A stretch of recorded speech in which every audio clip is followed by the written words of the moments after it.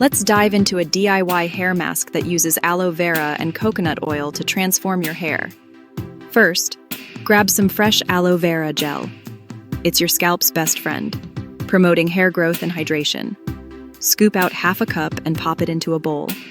Next, add 2 tablespoons of coconut oil.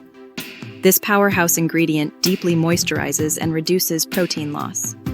Finally, toss in a tablespoon of honey to lock in moisture and add shine. Mix everything until smooth. Now, apply the concoction to your scalp and hair, focusing on the roots. Take your time to massage gently for about 5 to 10 minutes to boost circulation. Sit back and relax for 30-45 minutes while the mask works its magic. Rinse with a mild shampoo and lukewarm water.